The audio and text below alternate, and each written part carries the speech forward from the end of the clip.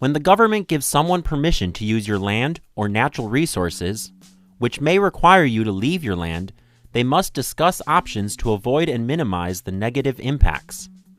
They must give you information prior to decisions being made and give you and your community an opportunity to discuss and agree on the options. If impacts are unavoidable, then you have the right to a fair compensation to cover your losses. When you are moved to a new home or location, this is called resettlement. Governments often give this kind of permission for projects, such as a dam, power plant, transmission lines, or other large projects. Such projects can have very high risks for social and environmental impacts. These impacts can be avoided, and wherever possible, the developer should aim to avoid resettlement. When a project like this happens, there are three main groups involved. There is your government that approved the project and plays an important role in resettlement and holding developers accountable.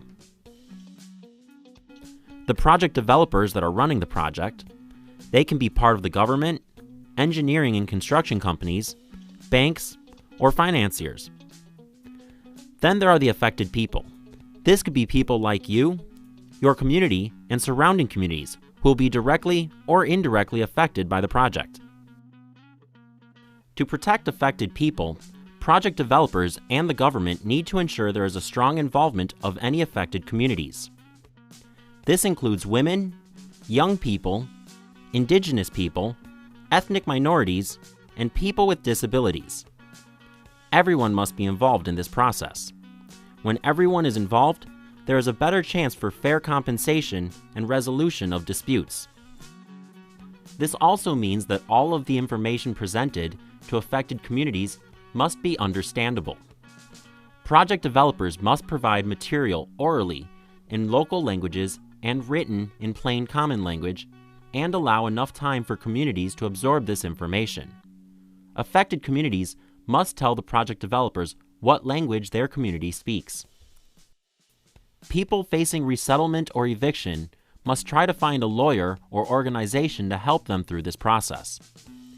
These are important negotiations with powerful people. Lawyers or others can help you hold them accountable for what they are doing, good or bad. Project developers must provide a way for affected communities to communicate their problems. They must listen to the affected community's questions and concerns, and they must try to find a solution together. This process of problem solving should be well documented. Project developers must provide transportation for affected communities to attend meetings. Project developers must allow affected communities to be a part of the decision process. They must host focus groups or discussions and interviews with community and their representatives, and facilitate discussions with women-only groups. If an important decision must be made, the community representative must communicate with all the affected communities they represent. The project developers must give the affected communities enough time to go through community processes before making a decision. The project developer and the community must agree on a dispute resolution mechanism right from the beginning. This mechanism will let the community file complaints about the project. Everyone should agree beforehand on how soon complaints are addressed after being filed. Project developers and affected communities must work together as soon as the project developers know the project will be built. This stage presents an opportunity to change the design or location of a project to minimize impacts. This way, the company or developer can avoid huge costs. Resettlement should be the last resort for the project developer to take after exploring all other possible options. If resettlement is unavoidable, project developers and/or the government have to provide compensation and protection to affected communities. If people are forced to leave their land against their will and without any compensation, legal or other protections, this is called forced eviction, not resettlement. Forced eviction is a violation of international law. If people agree to move, developers and affected communities must develop a compensation and resettlement action plan. The Resettlement Action Plan explains the steps that will occur to properly resettle and compensate all affected families. It is a public document that must be translated into the national language, and everyone must be able to see. Next, the project developer will negotiate a resettlement and compensation agreement with each household. Negotiations for every family must be done using the compensation values in the Resettlement Action Plan. This helps ensure that all families are fairly compensated. Compensation is reimbursement to an affected community for what they have lost because of the project. There are two types of compensation: in-kind or cash.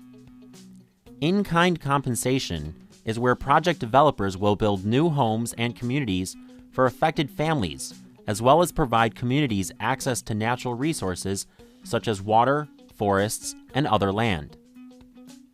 They will build the schools, hospital, churches, market, and anything else lost in the move. The most important element for in-kind compensation is land for land. Cash compensation is getting the monetary value for what has been lost. This is money for the houses, buildings, land, gardens, fruit trees, and fish ponds that are lost. It is also for lost livelihoods such as farming, hunting, craft making, pottery, and any other activities that generate income. For families who have always lived from the land, cash compensation usually makes those families poorer, not wealthier, because government replacement values are generally lower than market values. Usually, the cash awarded will not be enough to rebuild, as the prices for land and materials go up around the project. However, cash compensation is necessary to cover loss of income, crops, and food. But it is not enough to restore livelihoods. Communities should always request vocational trainings in addition to cash compensation. Affected communities should ensure that the cash they receive for the lost asset is equal to the market value. Communities may also negotiate for rights to ongoing use of the resources, such as fishing in the reservoir, collection of non-timber products, or benefits such as electricity that may be generated from the project. Even if affected people do not have formal land titles, they must still be compensated for being displaced. In the new resettlement communities, these people must be given land titles and asset titles, which include recognition of male and female heads of the household equally on title. Resettlement must be completed, and compensation must be agreed upon before construction begins. During construction, the project developers will monitor and evaluate the project's impacts using agreed milestones. Project milestones are agreed on legal documents, signed during compensation negotiations, and used to track outcomes against promises with the project developer, the banks, and the government. Affected communities must be updated and informed of all progress. If your community is not getting a fair and just treatment, you have options to get fair compensation by using the complaint mechanism established for the project. It is good business practice to solve issues at the project level and for developers and the community to maintain good relations. When issues are not solved, then justice can be sought from the courts with the help of a lawyer or NGO partner.